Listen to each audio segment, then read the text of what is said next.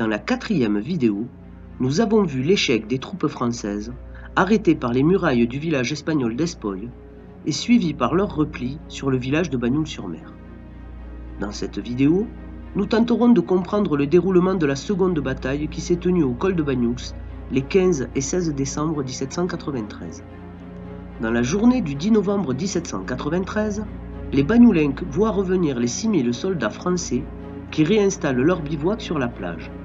Ainsi, depuis la fenêtre de sa maison, le procureur municipal Sylvestre Douzans, celui qui s'était battu, voire qui avait peut-être mené la troupe bagnoulenque sur le puits de la Calme lors de la dernière bataille, contemple avec inquiétude la réinstallation du camp français.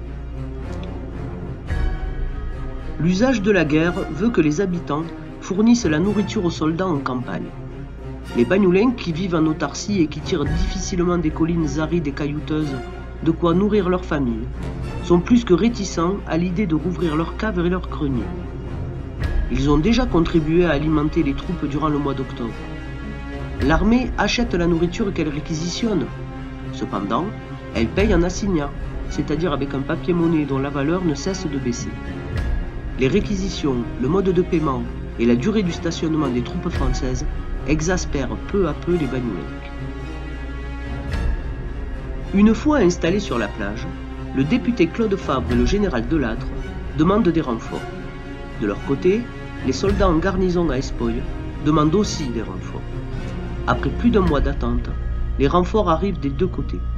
Les troupes françaises comptent désormais 11 000 soldats, pendant que les Espagnols alignent 12 000 hommes sous les ordres du commandant Huertas. Le 15 décembre 1793, peu avant l'aube, la troupe armée des 200 Bagnoulencs se reforme et repart se poster sur le puits de la Calme afin d'offrir une couverture aux soldats français. Qui menait cette troupe? Le maire François Pagès, le conseiller municipal André Rocarias ou le procureur municipal Sylvestre Douzans? Les sources ne permettent hélas pas de répondre à cette question. Le soleil levé est lancé au col de Banyuls et le long de la ligne de crête une formidable bataille qui oppose 23 000 hommes.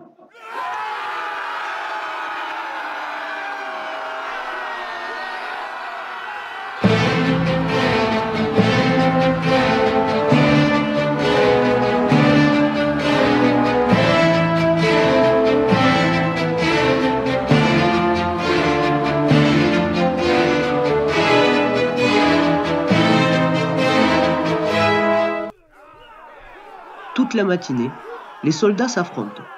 Cependant, trop étirés, les troupes françaises finissent par céder et sont enfoncées.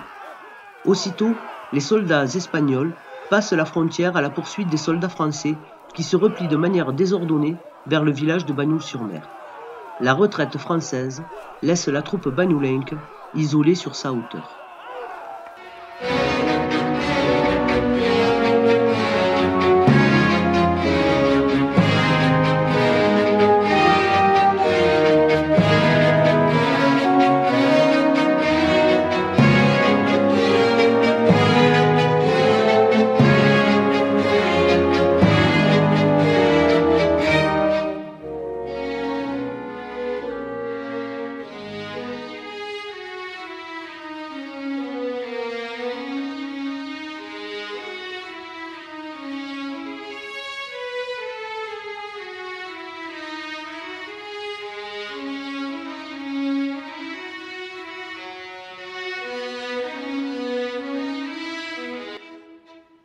Dans l'après-midi du 15 décembre 1793, pendant que les Bagnoulencs résistent encore sur le puits de la Calme, le général Delattre et le député Claude Fabre rencontrent à la mairie de Bagnoul-sur-Mer le commandant espagnol Huertas.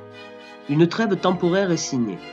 Les Français obtiennent de pouvoir réunir leurs troupes et de se replier en ordre vers leur forteresse de Collioure. De son côté, le commandant Huertas accepte de ne pas engager de représailles contre le village de Bagnoul-sur-Mer et ses habitants. À la fin de l'après-midi du 15 décembre 1793, l'armée française quitte le village de Bagnoul-sur-Mer. Le commandant Huertas fait alors passer dans les rues du village un clairon chargé d'annoncer que la commune passe désormais sous le contrôle de l'armée espagnole. Puis il envoie un plénipotentiaire avec un drapeau blanc afin d'annoncer aux 200 Bagnoulins qui se battent toujours sur le Puig de la Calme qu'aucun mal ne leur sera fait s'ils se rendent. Selon l'historien Joseph-Napoléon Fervel, l'homme à la tête de la troupe bagnolinque aurait répondu « Les républicains ne se rendent jamais, ils savent mourir ». C'est sur ce statu quo que se couche le soleil au soir du 15 décembre 1793.